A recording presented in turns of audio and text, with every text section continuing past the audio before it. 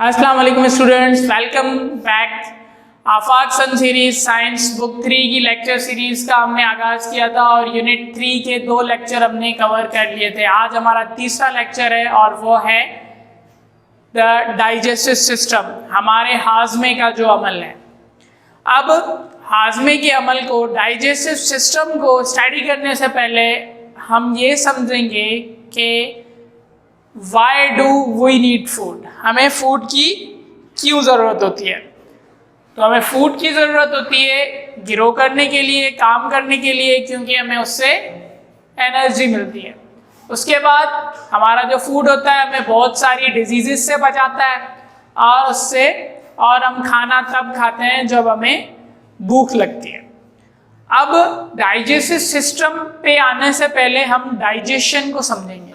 हमारा जो खाना होता है ना, जो हम खाते हैं, वो कॉम्प्लेक्स फॉर्म में होता है। वो अंदर हमारी बॉडी में जाके ब्रेक डाउन होता है सिंपल सब्सटेंसेस में, सिंपल फूड में, फिर जाके वो डाइजेस्ट होता है। फिर उससे हमें एनर्जी मिलती है और फिर ही उसे हमारी बॉडी एब्जॉर्ब करती है। जैसे आप मिसाल ले लें एक एप्पल का। एक एप्पल जो आपका है वो क्या है, कॉम्प्लेक्स फॉर्म में होता है। जब आप उसको खाते हैं वो आपके माउथ में जाके उसके पीसेस होते हैं, फिर आपके अंदर वो स्टमक में जाकर दोबारा वो ग्राइंड होता है और देन वो आपका फूड क्या होता है, हजम होता है। तो ये था हमारा डाइजेशन का प्रोसेस। और अब हम सीधा आ जाते हैं डाइजेस्टिव सिस्टम पे।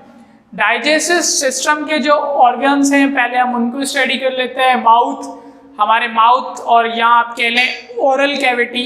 ओरल कैविटी जो आपकी है उसमें आपके टीथ और आपकी जो टंग है वो आ जाती है। उसके बाद फूड पाइप, इसको हम एसोफेगस भी कहते हैं। उसके बाद स्टमक, आपका मादा, स्मॉल इंटेस्टाइन, लार्ज इंटेस्टाइन और आपका एनस। तो चलें आइए देखते हैं कि डाइजेशन कैसे होती है।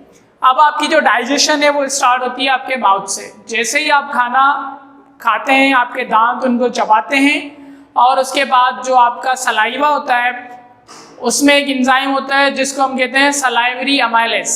उसके बाद वो खाना उससे मिलकर सीधा हमारे फूड पाइप जो होता है उसके ज़रिए स्टमक तक पहुंचता है। स्टमक के अंदर डिफरेंट टाइप्स के जूसेस होते हैं जो खाने को फर्दर ब्रेक डाउन करते हैं और उसके बाद आपका खाना वहाँ पर ब्रेक डाउन होता है। फिर डायरेक्टली आपका जो स्टमक होता है आपके खाने को भेजता है कहाँ पे, स्मॉल इंटेस्टाइन में। अब स्मॉल इंटेस्टाइन में आपका जो डाइजेस्टेड फूड होता है ना, आपकी बॉडी उसको वहाँ पर एब्जॉर्ब कर लेती है, मतलब वो आपका खून में मिल जाता है। उसके बाद आपका जो अनडाइजेस्टेड फूड होता है वो फर्दर आगे जाता है कहाँ पर, लार्ज इंटेस्टाइन में। अब लार्ज इंटेस्टाइन में जो अनडाइजेस्टेड फूड, आप उसको आपका वेस्ट मटेरियल भी कह रहे हैं, लार्ज इंटेस्टाइन में वो खाना जाता है और देन एनस के ज़रिए वो आपका खाना आपकी बॉडी के बाहर लेके जाता है। मतलब खाना खाने से लेकर बाहर निकलने तक का जो अमल है उसको हम कहते हैं डाइजेस्टिव सिस्टम। अब ये है कि हम अपने डाइजेस्टिव सिस्टम को कैसे हेल्दी रख सकते हैं। उसके लिए आप हाई फाइबर डाइट खाइए जिसमें आपके फ्रूट्स, वेजिटेबल्स आ गए। उसके बाद आप बहुत सारा पानी पिएं। प्रोबायोटिक्स जो है अपने डाइट में ऐड करें, जैसे दही वगैरह हो गई।